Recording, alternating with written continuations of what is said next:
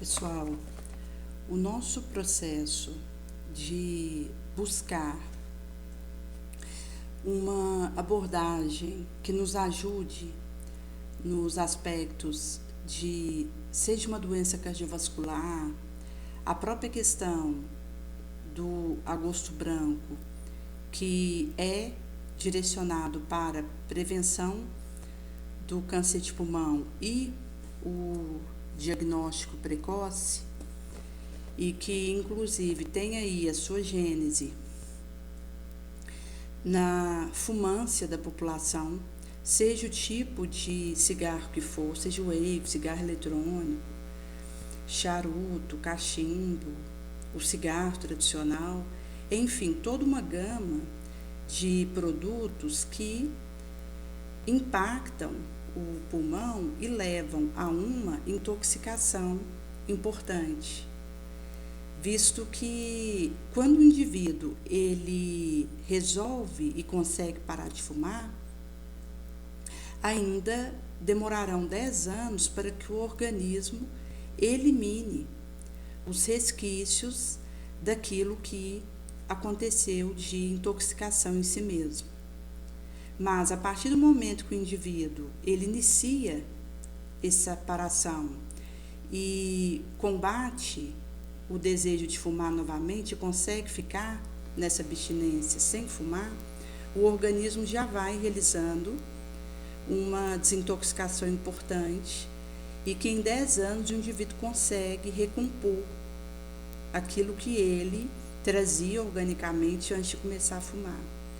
Daí que mostra que, quando nós temos uma campanha como essa do Agosto Branco, traz uma urgência global devido aos hábitos de fumo, que inclusive impacta quem não fuma também.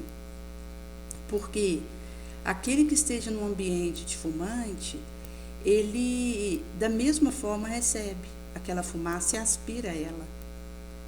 Considerando aí que a fumaça ela é jogada naquele ambiente e, se compartilhado por outras pessoas, vão alcançar tantos quantos estejam naquele alcance. E traz a questão das nossas dificuldades espirituais, até porque nós sabemos que espiritualmente existem desencarnados que não conseguiram se libertar do vício com o fumo enquanto estavam encarnados, que realizavam, e depois que desencarna, procuram ambientes que tenham fumantes para continuar tendo aquela experiência. Porque vai acontecer que quando nós vivemos uma dada situação que seja angustiosa para nós, existe uma locupletação porque tem irmãozinhos desencarnados que vêm participar daquilo, seja o que for que eu vivo. E se tivesse eu sozinha, uma dada situação que me causa aflição, teria aí X de aflição para mim. Mas como tem a locupletação de vários desencarnados na mesma faixa, esse X multiplica por 10X de aflição. Então, acaba que a gente tem que conviver com aquilo que nós trazemos e com as sinergias que acontecem com tantos quantos estejam na mesma localização energética que nós. E quando a gente fala, por exemplo, da questão do Setembro Amarelo, que já vai trazer a prevenção do suicídio nas suas diversas formas, porque aqui nós estamos trazendo, inclusive, a ideação suicida, que é considerado aí um suicídio indireto, porque o indivíduo ele se permite pensamentos infelizes em relação a si mesmo, até mesmo no sentido de sinergias que vão acontecer de um obsessor desencarnado que faz amplificar aquela ideação suicida que eu trago e acaba tornando isso uma monoideia. Então, eu começo a repetir aquele pensamento e começo a preparar mentalmente o meu desencarne provocado por mim mesma, e isso vai voltando na minha mente como uma insistência, em que o indivíduo percebe que tem uma interferência externa que pressiona para que o indivíduo tenha aquela atitude de fato contra si mesmo e que ele não tem força de barrar, de opor uma colocação energética que permita a ele ser liberto, pelo menos um pouco, da ação desse obsessor. E aqui, gente, entra a importância da prece, de fazer o bem, da vigilância, porque isso vai nos ajudar a receber essa sinergização do benfeitor, que, percebendo a nossa mudança de atitude mental, a nossa tentativa de termos uma vida de oração sincera, eles nos auxiliam para que as monoideias que nós estamos acontecendo sejam desfeitas, ou pelo menos enfraquecidas. Porque o indivíduo que está no ponto de um monopensamento, uma ideia fixa, isso fica voltando e vai intensificando a força disso na mente do indivíduo,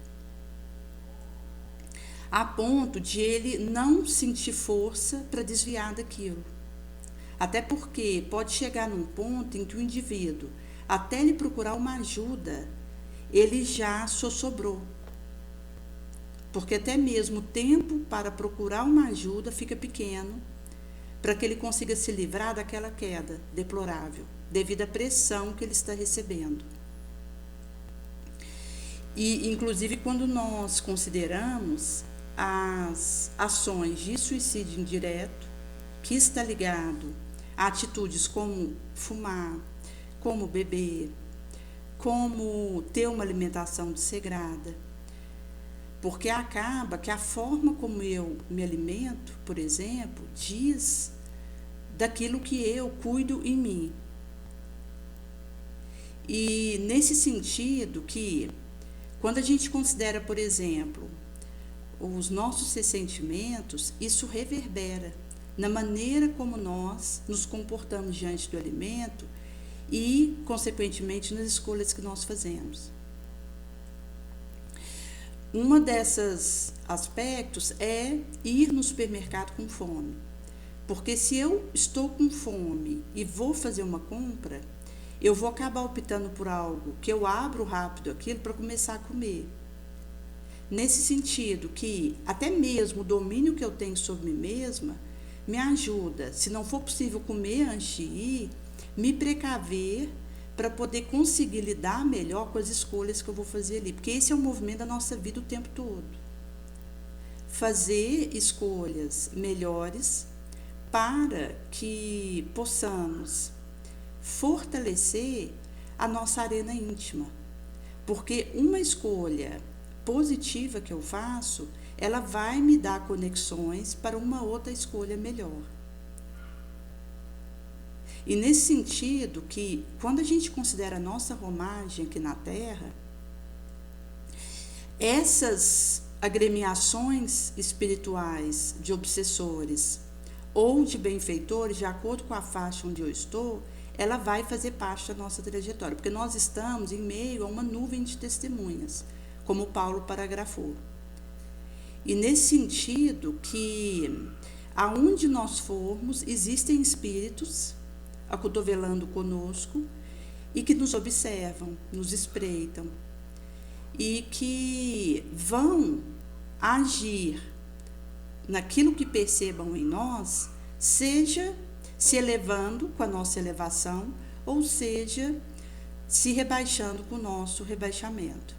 Porque quando alguém resolve elevar o seu padrão vibratório e se desperta para o auxílio à coletividade, ele vai se elevar com aqueles que ele eleva. Agora, quando o indivíduo ele se demora nos sentimentos amesquinhantes, da inveja, da carência, do ódio, do ciúme, da cólera, vai acabar que ele vai rebaixar com tantos quantos ele rebaixa. Porque ele, ao se ligar energeticamente àqueles que estão na mesma faixa de pensamentos e de intenções que ele contribui para se rebaixar com aqueles que ele interfere negativamente. E o oposto acontece. Quando eu subo mentalmente e nutro sentimentos de clemência, bondade, compaixão, humildade, acaba que eu me elevo.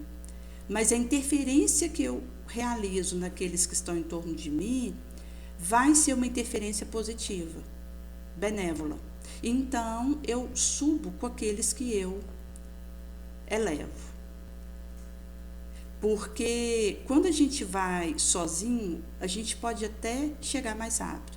Mas quando a gente vai junto, a gente chega mais longe. Por isso que Jesus ele é enfático conosco ao dizer acerca dos leprosos que ele houvera curado, para irem se apresentar no templo, enquanto um ia junto com o outro, olhando a cura do outro.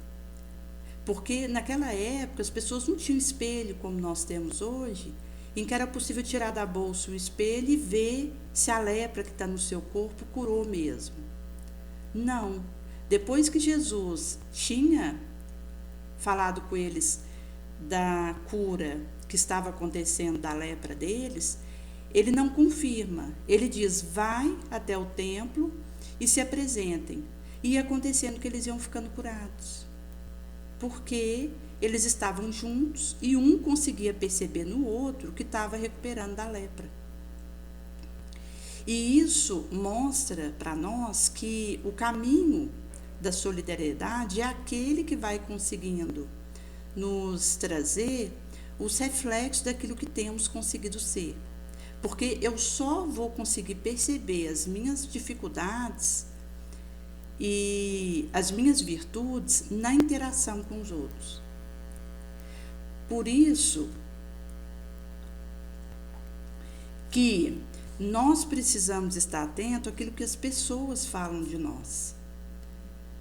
Porque se uma pessoa ela faz um comentário negativo a meu respeito, pode ser que ela esteja errada. Agora, se mais pessoas falam a mesma coisa, tem algo aí que eu preciso olhar. Por outro lado, se alguém comenta uma qualidade que eu trago, pode ser que essa pessoa tenha se enganado. Mas se outras pessoas comentam também sobre essa mesma qualidade que vem em mim, pode ser que isso tenha a ver com algo que eu trago. E nesse sentido, mostra que nós precisamos da convivência até para nos conhecer. Porque quando eu interajo com o diferente, eu consigo perceber melhor aquilo que eu sou e na pauta, inclusive, das qualidades que nos distinguem. Nesse sentido que o dom, a habilidade e o talento que eu trago, eu preciso usar isso para o benefício comum. Considerando que eu vou escolher uma área de atuação que eu possa pipocar essa possibilidade que me foi emprestada. Até porque uma pessoa que tem um talento X é porque ela desenvolveu isso ao longo de reencarnações pregressas e tem a ver com empréstimos, porque reencarnar é um empréstimo que a gente recebe, que tem um custo altíssimo de tempo, trabalho e energia dos benfeitores que patrocinam e avalizam a nossa entrada no corpo de carne e que fazem um mapa reencarnatório para nós, para que nós possamos ter uma produção máxima na lavoura do bem em menos tempo. Nesse sentido que eu vou ter o meu propósito de vida direcionado para algo que eu já tenho alguma facilidade. Porque se fosse feito um mapa reencarnacional para mim, com um propósito de vida ligado a auxiliar na harmonização e na pacificação do outro. No astral, se eu recebesse esse mapa reencarnacional direcionado para isso, mas eu não tenho facilidade para interagir em atendimento fraterno com o outro, isso seria um contrassenso, porque uma perda de tempo aconteceria. Por isso que um indivíduo que tem facilidade para estar num atendimento fraterno tete a tete com o outro, o orientando, o aconselhando, rezando com o outro, ali junto, no meio do atendimento, naturalmente que ele vai receber um mapa reencarnacional e que o seu propósito de vida esteja ligado ao atendimento fraterno. Onde, então, ele vai poder fazer essas distribuições dessa pacificação, desse consolo, de forma otimizada, porque está ligado ao talento que ele tem. Por isso que, quando a gente fala em questão de escolha de área de atuação, profissão, isso não pode estar ligado apenas a gostar. Porque eu posso gostar de jogar vôlei, mas não ser algo para o qual eu tenho uma habilidade, um dom de jogar que me distinguiria. Inclusive, gente, porque nós rumamos para a perfeição. E mesmo quando a gente fala dos arcanjos, cujos atributos são inabordáveis para nós, eles atingiram a perfeição, mas sem perder a individualidade de cada qual. Isso não se perde. Nesse sentido, mesmo que eles já estejam num grau, seja da sabedoria, do amor, que por enquanto são inabordáveis, defesos para nós, eles têm a sua individualidade preservada e cada qual tem a sua área de atuação que diz respeito aí a algo que em muitas existências ele foi desenvolvendo e que o foi distinguindo. Por isso que quando a gente fala na questão de uma reencarnação, quanto mais eu foco no meu propósito de vida, mais eu avanço. E eu consigo, inclusive, começar a perceber aquilo que não é essencial e focar naquilo que importa. Porque nem sempre é fácil a gente distinguir o supérfluo do necessário. E também não é uma tarefa simples a gente distinguir o melhor meio de agir quando a gente pode e deve, e não nos precipitarmos quando devemos fazer algo, mas não podemos, ou quando podemos fazer algo, mas não devemos. São situações que exigem uma disciplina sobre nós mesmos, uma sabedoria, uma circunspecção, uma prudência, porque senão a gente acaba, devido aos nossos medos mórbidos, às nossas ansiedades adoecidas, nos precipitando em atitudes que depois nós nos arrependeremos. Porque acaba que, mesmo que nós tenhamos esse desejo sincero de servir e de acertar dessa vez, nós, como somos espíritos errantes, que já cometemos erros clamorosos e trazemos muitos débitos nas nossas bagagens, o risco da gente cair no mesmo ponto é grande. E é curioso, gente, porque como foi comentado num trecho da revista Reformador desse mês, em que foi falado um pouco acerca do suicídio e como o materialismo ele contribui para esse estado de coisa, foi trago que, já que é para um indivíduo vir a morrer, que nós morramos de tanto trabalhar no bem, de tanto auxiliar a outrem. Ou seja, se eu vou levar o esgotamento de mim mesma por algo, que eu faça isso por algo em que o outro seja beneficiado. E quando nós consideramos essa questão do autoextermínio, é uma situação preocupante, até porque isso tem alcançado idades cada vez menores. E, inclusive, levados a sequelamentos importantes pelas tentativas frustradas contra si mesmo. Então, quando a gente considera uma automutilação, que o indivíduo vai para um hospital, e nem sempre ele fala que foi ele que causou aquilo nele mesmo. Inclusive porque existe preconceito contra as pessoas que fazem coisas contra si mesmas. E nesse sentido, aquele que não está dando conta da dor interna e acaba tendo uma atitude contra si mesmo, ele tem receio de expor esse estado de coisa. E na necessidade de receber um atendimento hospitalar, ele pode relatar que bateu na parede, que caiu da bicicleta, que tropeçou no armário, para alegar aquele machucado, enquanto pode estar relacionado a uma tentativa contra si mesmo. E isso vale também para o aspecto das violências que acontecem entre nós. Porque às vezes alguém é agredido e tem receio de falar isso no hospital, mas também tem medo pela represália. Porque quando o indivíduo chega ali num ambiente para ser atendido por uma enfermeira, por exemplo, se ele falar que foi agredido por outro, isso pode significar um vazamento de informação que vai levar a uma represália na sua direção. Por isso que são situações tensas, complexas, inclusive quando a gente considera que o indivíduo que está adoentado mentalmente, ele não tem aptidão para o trabalho, às vezes. Então, às vezes, o indivíduo ele não arruma trabalho porque ele não está dando conta. Não é porque ele é vagabundo, porque nesse sentido também nós trazemos preconceito. Às vezes, alguém que mora conosco não está capacitado mentalmente para assumir um trabalho, remunerado ou não, e nesse sentido não está conseguindo ganhar o pão de cada dia, e tem outro ali dentro daquela casa que o malha, o persegue, o humilha, porque ele não está ganhando dinheiro e pondo dentro de casa.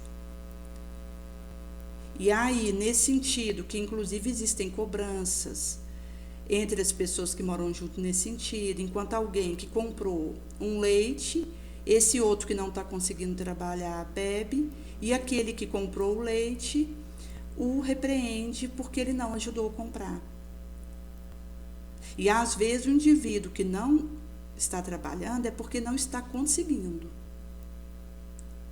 E aqui entra a questão dos adoecimentos mentais, porque nunca nós tomamos tanta medicação para a cabeça, para os estados psíquicos que nós trazemos. E muitas pessoas elas só estão conseguindo trabalhar porque estão medicadas. Então, aí nós temos uma porcentagem imensa, oculta, ao olhar vulgar, porque o indivíduo ele nem sempre fala que toma medicação, até porque também existem receios nesse sentido, e faz uso de uma medicação controlada para dar conta de ir para o serviço, ficar no serviço, atender aquilo que está sendo pedido dele. Então, se nós tirássemos todas as medicações para a cabeça que nós temos, nós veríamos o quanto nós estamos doentes.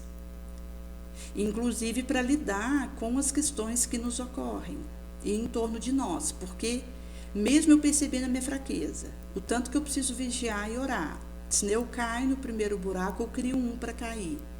Se alguém vem a falhar, eu já vou lá e julgo, e lincho, e vingo, falando enquanto aí o que a sociedade realiza, porque nós sabemos que esse é um caminho oposto àquilo que Jesus pede de nós. Inclusive, Jesus vai trazer para nós que aquele que vem a cair em alguma situação, seja o que for que ele faça, é o primeiro que mais necessita de ajuda. O agressor é o mais doente. É o primeiro que precisa da minha oração, da minha compaixão, da minha mão estendida. Mas nós não damos conta de dar esse retorno para o outro. E a gente acaba, mesmo sabendo da nossa fraqueza, sendo inclemente com aquele que é fraco. Porque nós sentimos as nossas fraquezas. Nós sabemos que elas gritam dentro de nós e nos ameaçam a todo momento. Nesse sentido que a proposta que acontece nesse mês de setembro, inclusive nós tivemos o mês passado o agosto azul vermelho, que estava ligado à doença cardiovascular, além do agosto branco, que é o diagnóstico precoce e prevenção do câncer de pulmão. E esse mês, além do setembro amarelo, que é a prevenção do suicídio, nós temos o setembro vermelho, que é também um despertamento, novamente, para as questões cardiovasculares, que são a primeira causa de morte no Brasil e no mundo. Só no Brasil morrem 1.000 pessoas de doença cardiovascular por dia, que é um número enorme, que está ligado aí principalmente aos infartos e às cardiopatias correlatas, como dissitemias, hipertensão, AVC, derrame, e muitas delas sequelantes. E quando a gente fala em cardiopatite, isso está ligado ao nosso aspecto mental, a nossa abordagem da nossa emoção, a administração dos nossos estresses, porque inclusive o estresse ele é comprovadamente matador de neurônios. Então, o fato de eu me permitir viver mentalmente estressada, isso lança na minha corrente sanguínea cortisol e outras substâncias que agridem meus neurônios e que o danificam. E o neurônio, então, vem a morrer por causa dessas substâncias. E nesse sentido, por mais que o neurônio ele tenha uma tentativa de fazer reconexões para fortalecer a relação uns com os outros, quando o indivíduo se permite uma condição mental de estresse constante, o neurônio ele sucumbe devido à parafernália que é derramada na corrente sanguínea e que impacta negativamente a sua circuitaria. Nesse sentido que a proposta que é colocada para nós traz essa questão de o risco que nós caímos devido às nossas alienações. Até porque, quando a gente considera, por exemplo, que eu esteja no estado de obsessão, se eu não abordo isso corretamente, eu vou acabar caindo em subjugação. A situação piora. Inclusive, quando a gente considera, por exemplo, a questão do sono, que é onde o espírito ele desdobra e ele vai ao encontro dos seus interesses. Então, não adianta eu comer melancia na vigília e querer colher a amora no desdobramento do sono. Aquilo que eu realizo enquanto estou dormindo é consequência daquilo que eu escolhi na vigília e vice-versa. Então, existe aí uma interligação importante e tem a ver com o melhoramento das nossas escolhas. Inclusive, considerando que esse aspecto da obsessão é uma ação persistente, como Kardec vai trazer, de um espírito sobre o outro. E o obsessor, ele não respeita o meu livre-arbítrio. O benfeitor respeita. O obsessor, ele se impõe a mim. E nesse sentido, ele vai tentar me subjugar se eu permitir isso acontecer. Chegado nesse ponto de virar subjugação, porque enquanto ainda estava obsessão simples, o indivíduo vai levando, mormente, se ele tem uma vida de oração ativa, se ele tem uma elevação mental, um pensamento positivo, e se ele faz o bem, então ele vai conseguindo aí resistir ao assédio obsessivo.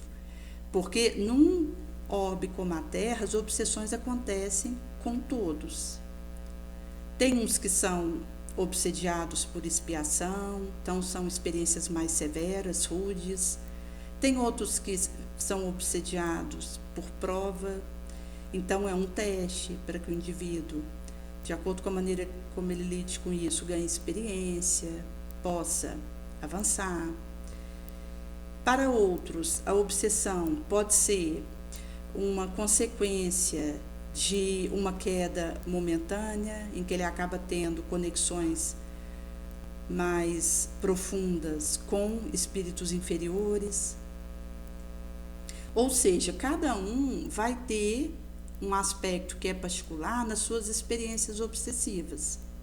Mas é uma situação que atinge quem está na Terra, encarnado e desencarnado, pelo menos o assédio obsessivo nos alcança. E é curioso, gente, porque às vezes o indivíduo, ele assume um determinado trabalho no centro espírita e acha que ele não vai ser mais assediado espiritualmente. E é aí que ele vai ser assediado mesmo.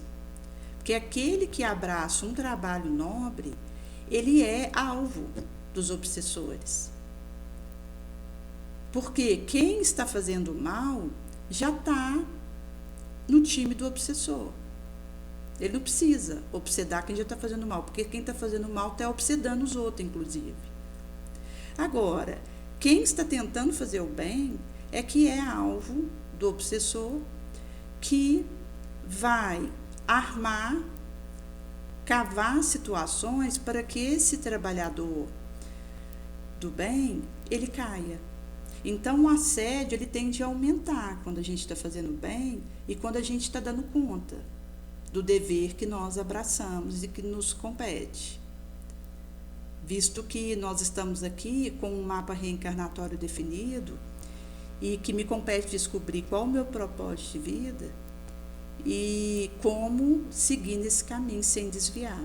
Inclusive, nós houvéramos falado aqui em alguns cacais a respeito de alguns exercícios que a Ana Teresa trouxe para nós, para o indivíduo, ele descobrir qual é o seu propósito de vida, que é um autoconhecimento importante, que acontece nesse cereal, porque quando eu percebo das atividades que eu faço, aquilo que eu realizo enquanto, seja na minha vida pessoal, seja no meu relacionamento familiar, seja na vida da espiritualidade. Então, ela traz para nós um exercício onde a gente coloca num papel aquilo que a gente realiza no âmbito pessoal e na academia, preparar um arroz, escrever um livro, aquilo que nós realizamos enquanto algo que tem a ver conosco. Depois ela diz para fazer essa mesma relação enquanto um elencamento daquilo que nós realizamos no âmbito familiar, levar um filho na escola, visitar um neto, passear com um sobrinho, as interações que nós temos a nível familiar. Então, colocar isso elencando no papel. E fazer a mesma coisa com as atividades que nós temos da espiritualidade, na casa espírita e fora dela. Então, distribuir uma quentinha dia de domingo, ir na casa de alguém para rezar com ela, fazer um atendimento fraterno no centro espírita. A gente faz essa elencação daquilo que a gente realiza em cada um desses 3 anos, pessoal, familiar e na espiritualidade. Posto isso no papel, ela pediu para que nós colocássemos o para que eu faço cada uma dessas atividades. Então, aquilo que eu houver citado no âmbito pessoal, para que eu realizo essas coisas. Aquilo que eu houver citado no âmbito familiar, para que essas coisas são realizadas. E aquilo que eu houver citado no âmbito espiritual, para que é realizado. Num terceiro momento, ela pede para nós citarmos a palavra mais importante, cada um desses. Então, eu cito a palavra mais importante para mim, no que eu escrevi no âmbito pessoal, cito a palavra mais importante para mim, no que eu houver escrito no âmbito familiar, e cito a palavra mais importante para mim, no que eu houver escrito no âmbito espiritual.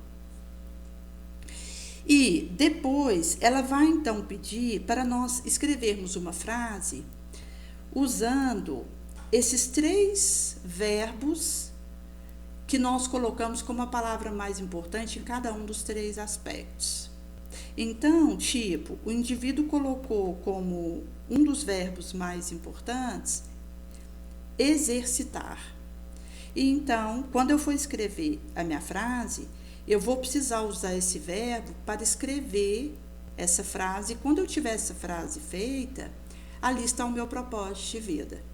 Porque eu vou pegar o verbo mais importante do primeiro aspecto pessoal, o verbo mais importante do segundo aspecto familiar e o verbo mais importante do terceiro aspecto espiritual. E com isso, ela então, no subsequente, vai pedir para nós escrevermos a atividade que mais nos ajuda a realizar esse propósito. Porque agora eu já tenho meu propósito de vida nessa frase que escrevi, que é o para que eu reencarnei. E agora eu vou escrever a atividade que mais me ajuda a realizar esse propósito. Depois eu vou escrever o que mais me nutre nesse trabalho que eu realizo, o que mais me ajuda a realizar o meu propósito de vida e o que mais me enfraquece nesse trabalho. Então, depois que eu escrevo a atividade que mais me ajuda a realizar o meu propósito de vida, eu vou colocar o que mais me nutre a fazer essa atividade e o que mais me enfraquece nessa atividade. Nesse sentido, nós temos aí então a questão moral que nós precisamos melhorar e que o Espiritismo pode nos ajudar nisso. Então aí eu tenho a minha frase do para que eu reencarnei, que é o meu propósito de vida. Envolvendo esse aspecto, eu tenho a atividade que mais me ajuda a realizar esse propósito de vida. E envolvendo esse aspecto, na flecha posterior, eu vou colocar a questão moral em mim que eu mais preciso melhorar e que o Espiritismo pode me ajudar nisso. Então, eu tinha colocado para mim o comodismo. Então, quando eu tenho esses três aspectos diante de mim, eu vou perceber que a atividade que eu sou chamada a realizar dentro do meu propósito de vida me ajuda a vencer a minha mazela moral. Então, ao mesmo tempo que eu estou auxiliando o meu entorno, eu estou vencendo a minha imperfeição moral primeira. Porque arrogância, egoísmo, isso todos temos. Até porque, como Kardec trouxe, são as chagas da humanidade, ainda o pus que nós trazemos. Então, a orientação dela é a gente trazer uma mazela mais específica, algo meu. E, então, a gente vai ter aí que, enquanto eu realizo as atividades que estão dentro do meu propósito de vida, o para que eu reencarnei, eu vou vencendo a minha mazela moral. E nesse sentido que nós vamos, então, conseguindo perceber que, à medida que eu estou fazendo esse caminho nobre, eu consigo fazer essa percepção do essencial. Então, à medida que eu ajudo os outros e o orbe como todo a se transformarem, eu estou vencendo a minha mazela moral.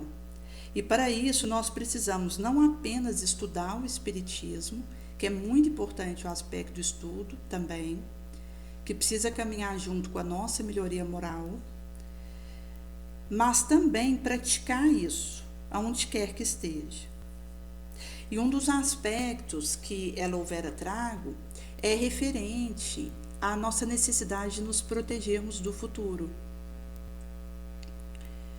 Porque se eu tenho um desejo de garantir algum tipo de futuro para mim, vai acabar que eu vou ficar guardando recursos para isso, parando o dinheiro num banco com esse objetivo, pagando um plano de saúde caro para um suposto futuro em que eu possa precisar. E nesse sentido que isso são movimentos de distração. Porque a partir do momento que eu percebo o para que reencarnei, eu vou perceber que eu não preciso me defender do futuro.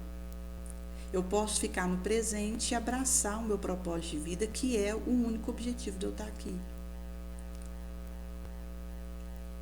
Então, inclusive, o Jorge, ele houvera comentado numa palestra dele, que nós temos 3 tipos de sofrimento, como o Joana de Anjos tinha trago ali na coleção da obra psicológica, da série dela. E ela vai trazer num dado recorte que existem 3 tipos de sofrimento.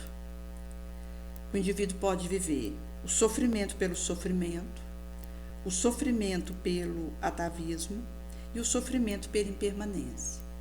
Então, o sofrimento pelo sofrimento é aquela situação onde eu sofro por sofrer.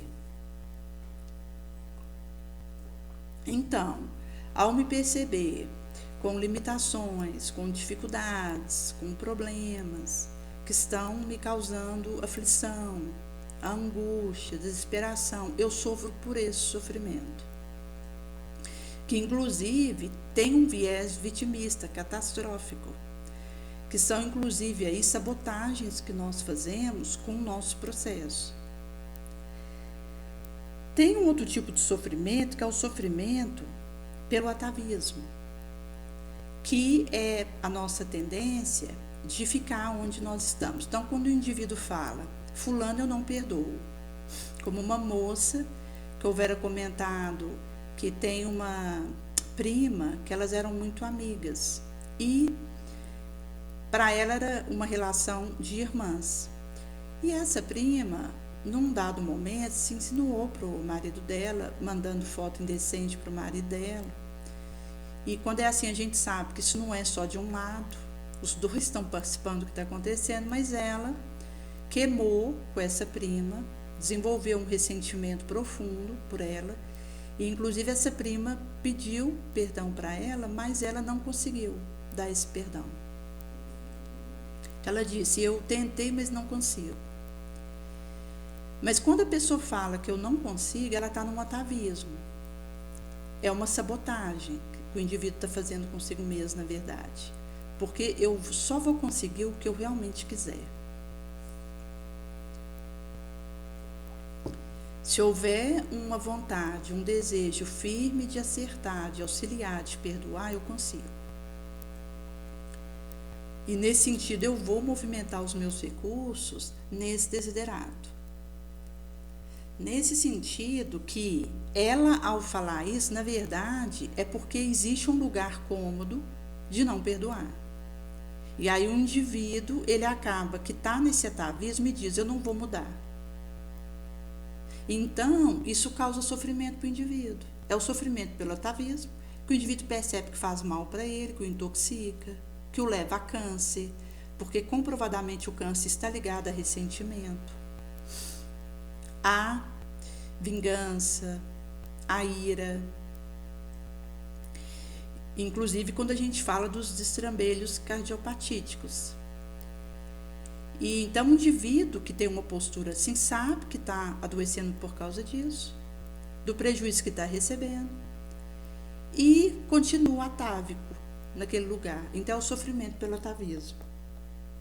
E tem o sofrimento pela impermanência, que é o fato de uma nostalgia, porque nós podemos até relembrar de algo que nós vivemos no passado, que foi bom, e aquela lembrança nos pacifica.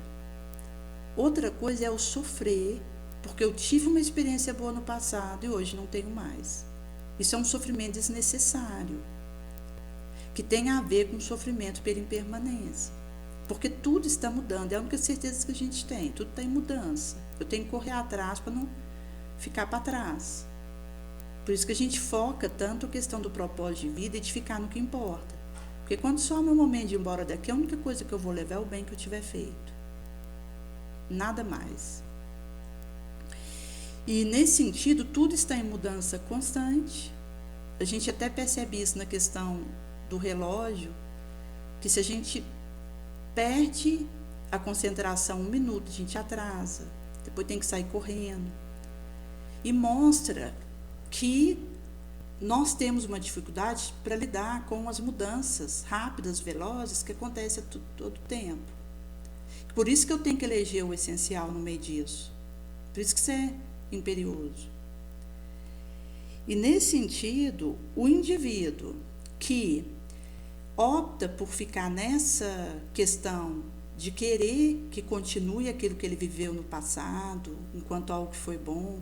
Isso aqui, gente, acontece inclusive quando a pessoa ela participa de uma terapia de regressão ao passado.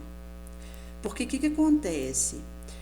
A terapia de regressão ao passado, ela não é praticada pelo espiritismo. Existem pessoas que estudam, que se profissionalizam para fazer isso, mas ela é perigosa, mesmo que existam benefícios, até porque a gente sabe que em cada área vão ter benefícios e também tem os seus riscos, dependendo daquilo que está sendo praticado. Mas uma das questões perigosas de um indivíduo sob hipnose voltar no passado numa experiência que ele teve, é porque ele pode ter tido uma volta no momento que foi tão importante para ele que ele não queira retornar. Então, o indivíduo hoje é submetido a uma sessão dessas e, por hipnose, ele volta aí numa existência pregressa, em que o indivíduo ele teve uma infância muito feliz numa roça. O indivíduo, ao voltar nesse momento, ele pode, por causa dessa questão do nosso sofrimento pela impermanência, querer ficar no local que ele encontrou, do seu pregresso. E o perigo é, então, esse espírito não voltar. Então, o Chico, inclusive, trazia o risco que tem isso aí. E, inclusive, quando a gente considera também uma experiência traumatizante. Porque, às vezes, o indivíduo ele pode, ao voltar para um momento atual ou pregresso em que ele teve uma experiência muito traumatizante, não ter força para se desembaraçar disso. Então, não é recomendado esse tipo de prática, mesmo que existam aspectos que possam levar algum auxílio nesse sentido, a urgência de ser acompanhado por um profissional, de preferência espírita, e que tenha aí uma praxis séria, que possa fazer esse acompanhamento adequadamente, devido aos riscos que acontecem. Nesse sentido, que são situações que vão acontecer conosco devido a nosso sofrimento pela impermanência. Então, o indivíduo, ele fala de um passado, e a gente vê muito isso, às vezes, em idoso, que comenta: na minha época não era assim, na minha época era melhor, era mais tranquilo, eu fui feliz e não sabia. Na verdade, são essas nostalgias e essas criações desnecessárias de sofrimentos que nós realizamos devido à nossa necessidade de que permaneça como esteve um dia, ou como está. Isso não acontece. Porque a única certeza que nós temos é que tudo está se modificando a cada momento.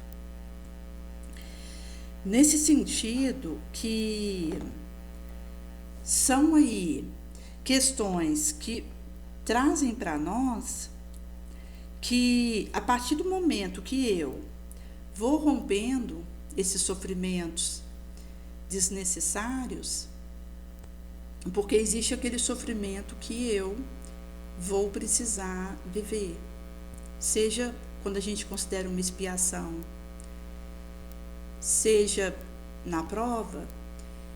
Quando a gente considera, por exemplo, um indivíduo que esteja a braço com uma expiação rude, pode ser que ele viva um período de sofrimento, como uma depressão grave, uma psicose, uma neurose. Mas a dor é inevitável, o sofrimento é opcional. Porque eu posso, mesmo com o corpo adoecido, ter meu espírito em paz, sadio. Até porque você tem, às vezes, alterações do corpo que são mata-borrões de perfeições do espírito. Então, às vezes, o indivíduo vive um adoecimento físico, uma anomalia física, e isso funciona à guisa de melhoramento moral e espiritual, que é o que importa. E os benfeitores sabem disso, por isso que são colocados no nosso mapa reencarnacional experiências de adoecimento, não como fatalismos, mas como situações que às vezes a gente pede, implora, porque sabe que através desse adoecimento o nosso espírito desperta, se burila, eleva.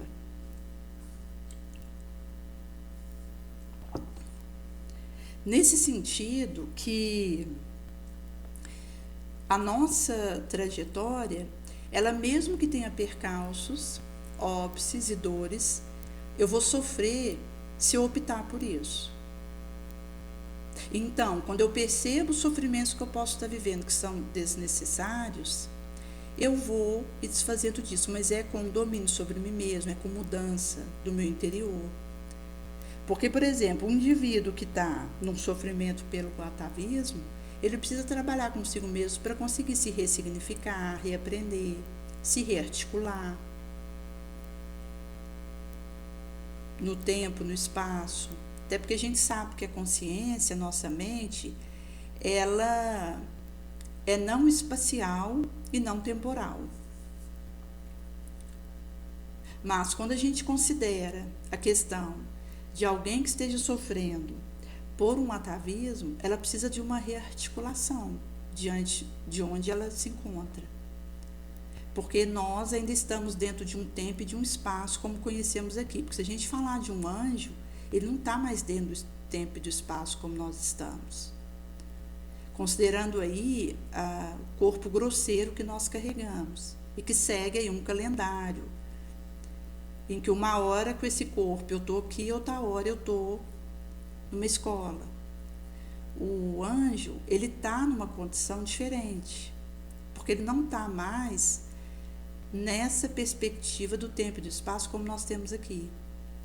Mas, se nós considerarmos a nossa consciência, o nosso psíquico, que é o nosso espírito, não está no tempo e no espaço enquanto limitações, porque é atemporal e espacial. Nesse sentido, que quando nós resolvemos que não vamos continuar com aquele sofrimento que está desperdiçando nossas energias, isso vai passar por um acolhimento de mim mesma, uma decisão de um caminho melhor e escolhas que vão me ajudar nessa proposta. Como assumir um trabalho voluntário em que eu me sinta útil, porque é curioso, visto que o indivíduo, quando ele se sente útil, ele consegue melhorar. Inclusive, houve uma experiência na França em que, num ambiente de nosocômio, os funcionários resolveram fazer uma greve. E o médico mora ali daquele estabelecimento, preocupado, porque iam ficar sem funcionários para cuidar dos pacientes. Teve a genial ideia de convidar aqueles pacientes que já estavam num quadro de melhora importante para ajudarem aqueles que ainda estavam tendo crises e que precisavam de um acompanhamento, que não tinha como ficar sem. E aqueles que já estavam apresentando melhoras aceitaram o desafio e passaram, então, no período que os funcionários fizeram greve, a cuidar dos outros que precisavam mais.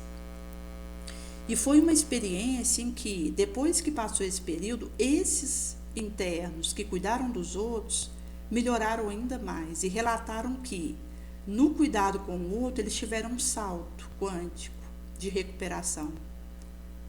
E também aqueles que estavam sendo cuidados por esses colegas que também eram pacientes, diziam que se esforçavam para melhorar de maneira a auxiliar esses pacientes que estavam os ajudando. Então foi uma intercambiação que levou a um benefício coletivo e mostra que o indivíduo, ele pode estar na condição que for, quando ele assume um trabalho de utilidade, isso é um salto para o indivíduo, porque é quando ele percebe que ele tem coisa boa, que ele tem talento, que ele pode ajudar alguém, que está em situação pior do que ele. Inclusive, ele percebe que tem pessoas que estão em situação muito pior que a dele. Então, a gente sai da nossa bolha, que a gente faz questão de ficar dentro dela, e a gente olha para o nosso lado e vê que tem pessoas precisando mais do que eu. E mesmo quando a gente considera uma ação que leve consolo para o nosso entorno, isso é contagioso. Porque da mesma forma que o mal é contagioso, o bem também é. E eu vou ser responsabilizada não só pelo mal que eu faça, mas pelo bem que eu não fiz. Então, se há uma negligência da minha parte e eu não faço um bem que eu tive ocasião em Sancha para fazer e me omito, eu sou responsabilizada. Isso também é um mal. Inclusive, é por essa brecha que pulula a maldade ainda no orbe. Porque a gente não tem tantas pessoas más por más, mas a maioria é omissa. E deixa de fazer o bem quando poderia. E é por essa brecha que o mal pipoca, multiplica. Nesse sentido, que um dos caminhos que vão nos ajudar nesse processo é esse empenho de fazermos uma atividade útil e também o domínio do nosso areal interno. E nesse caminho, enquanto a gente vai fazendo essas atividades, irmos tomando decisões mais acertadas, refazendo rota, se for preciso.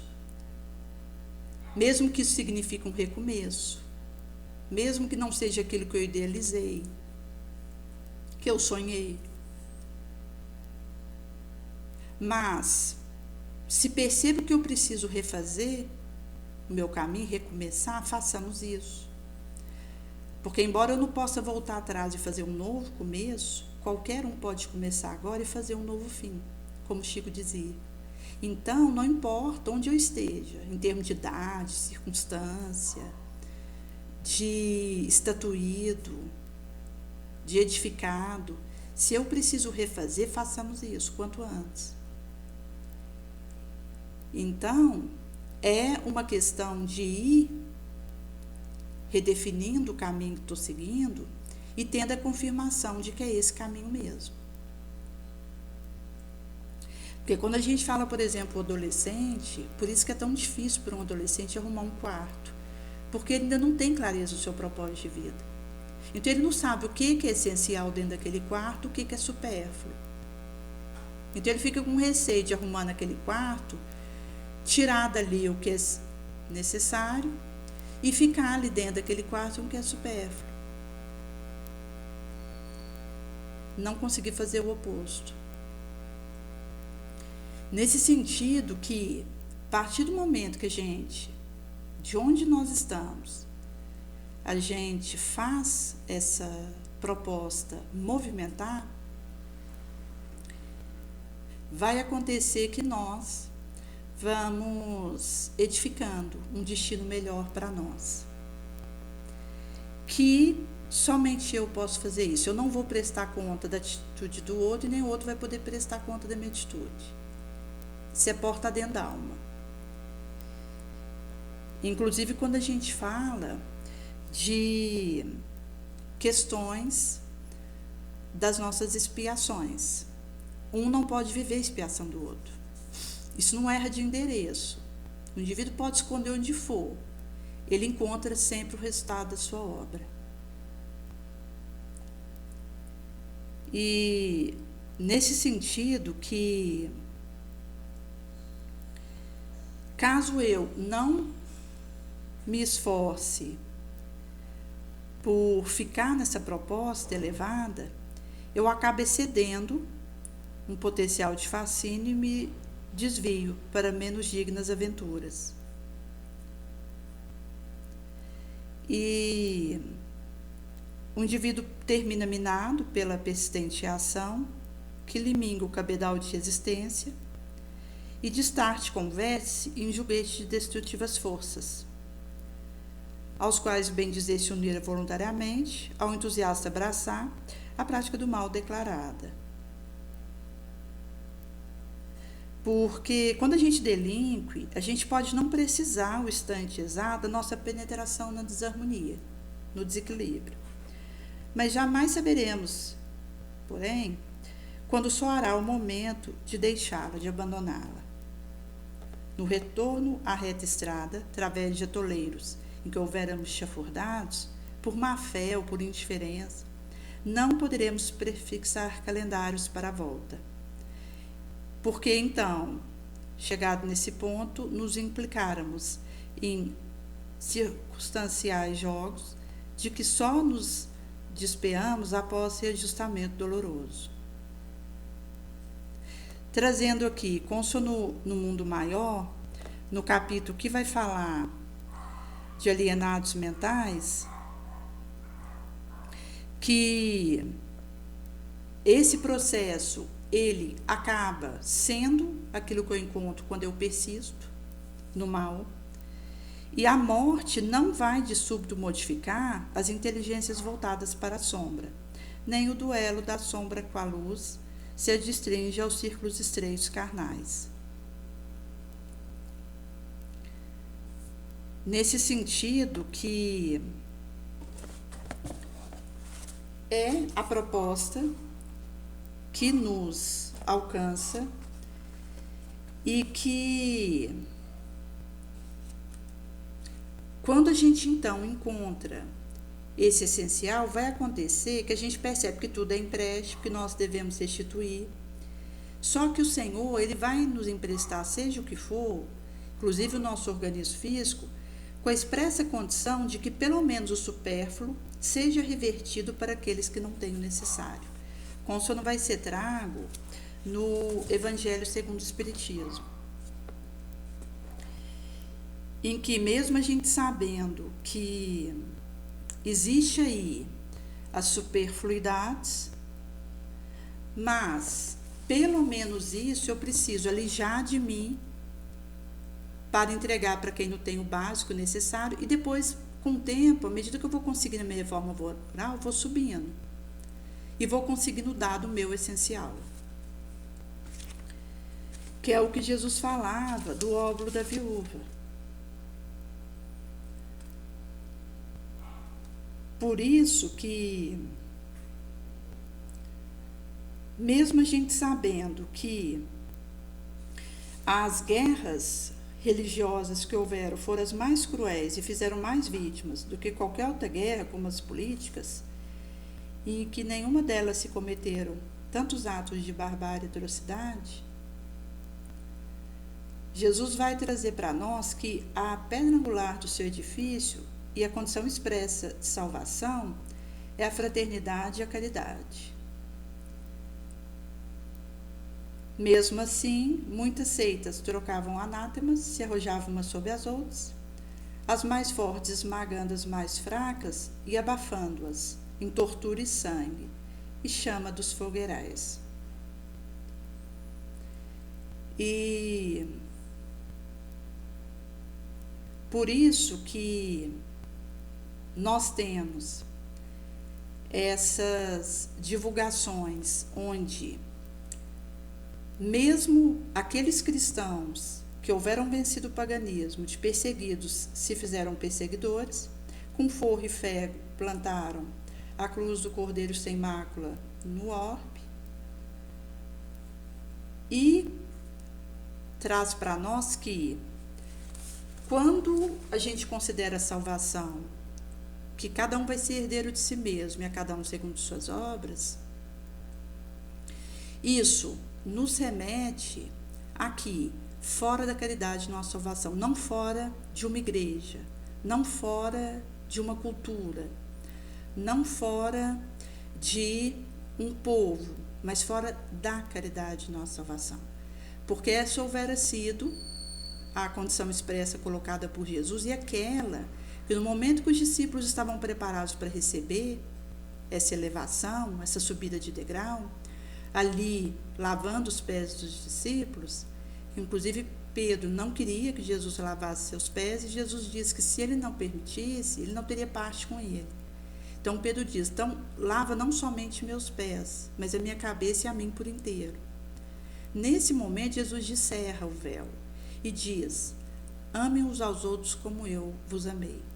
Então, de lá atrás, quando era dito antes da vinda de Jesus, ama o seu amigo e odeia seu inimigo, Jesus inclusive vai dizer que se eu realizo isso com aquele que realiza isso comigo, o que eu tenho de extraordinário? Então, uma revelação que ele nos traz, onde Deus faz nascer o sol sobre os justos e os injustos, e nesse sentido que aquele que se restringe a amar quem o ama, ele não faz além daquele que é pagão. Por isso que ele houvera trago para nós que a nossa justiça ela precisa ser superior à justiça do pagão. Então, lá de trás, quando houveram dito, ama seu amigo e odeia seu inimigo, Jesus chega naquele momento maravilhoso, redentor, em que ele descerra e vaza. Amem uns aos outros, como eu vos amei. Porque ele já tinha passado pelo amor ao inimigo, trazendo antes a questão do óbolo da viúva e descerrando que esse amor é o caminho que nós precisaremos conseguir trilhar.